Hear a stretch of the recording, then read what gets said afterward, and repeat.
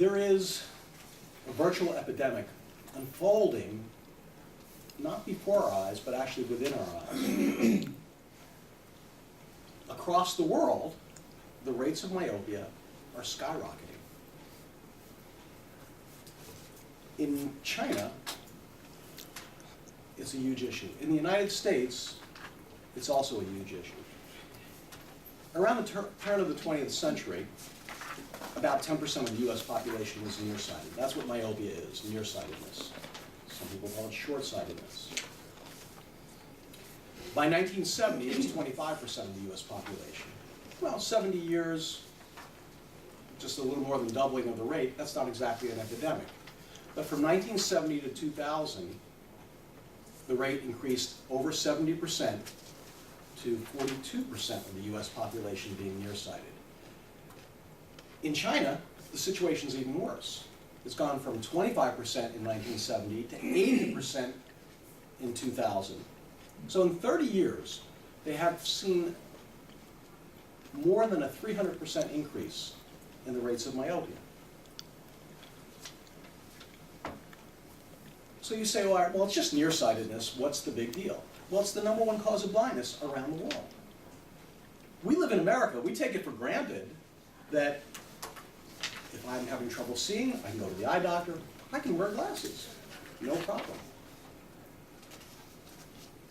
But across most of the developing world, eye care just is non-existent. There isn't any eye doctor to go to. And even if there were, they can't afford glasses. So if you take someone who cannot afford a pair of glasses, take your glasses off, Chris. Could you survive like that? No, I can't. No, I know you can't. That's a huge issue. Not only is it for people in the developing world, but even people here in the United States who have access to eye care. Nearsightedness occurs when the retina, the lining on the inside of the eye, becomes thinned. Because the eyeball is elongated, the retina becomes thinner and thinner and more fragile. So people with nearsightedness are 30 times more likely to develop things like retinal tears or retinal detachments, about 15 times more likely to develop macular degeneration later on in life, and about 15 times more likely to develop glaucoma. These are blinding diseases. So it may not just be as simple as just getting a stronger pair of glasses.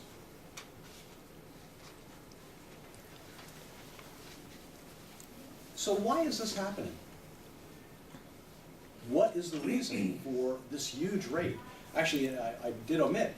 In Hong Kong, I said it went from 25% to 80% in China, but in Hong Kong, amongst 18-year-olds today, the rate of myopia is 98%. This is not a genetic defect.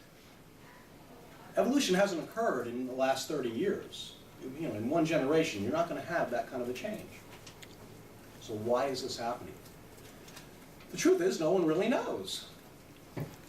We know it's more than likely one of two things. And no one is able to pinpoint which one of those two things it is right now. We know that in Africa, the rate of myopia is only 17%, has been stable for years and years and years. Well, why is it in these other countries that it's changing? The difference is that in Africa, most people are illiterate. Most people are outdoors most of the time. The studies have all shown that children in the United States who spend at least 3 hours a day outside have a lower tendency to become nearsighted. So is it the fact that they're exposed to sunlight? Is there something in full spectrum sunlight that is slowing down the rate of myopia? Or is it the fact that they're not sitting reading or sitting in front of a computer or working on a Game Boy? Is it that near stress from looking at things up close that's causing the nearsightedness? We don't know. But it is a problem. So how do you address it? Well, here in the United States, the things that we're starting to do now, we cannot prevent myopia at this point in time. We can lessen its effect. We can stop it from getting worse year after year. So if you, as a child, and I'm going to pick on Chris, sorry Chris, because it's easy because I can tell that if I had to guess, I'd say that probably at around age 6 to 10, somewhere in there, you got your first pair of glasses, maybe 7 or 8, and you went back the next year and your prescription was stronger and stronger and stronger and worse and worse and worse year after year. You're very nearsighted. That's the most common scenario. Well, it doesn't have to happen. Currently, there are 2 methods that we are aware of that can slow down the rate of myopia formation in children. The first one is the use of a drug called atropine. Atropine dilates the pupils, freezes your ability to focus for up close. If you ever had an eye exam and you had your pupils dilated, you know how comfortable that is. Not very. But we know that giving children atropine drops at night before bedtime will stop the progression of myopia. It's a proven fact. The other way that we use is something that I do a fair amount of. It's called gentle vision shaping, or the science is known as orthokeratology, where we fit people with a specially designed retainer that they put in their eye at night. They sleep with it on. It's kind of like a contact lens.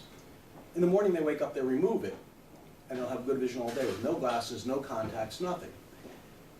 And it has the effect of slowing down or stopping the progression of myopia as well.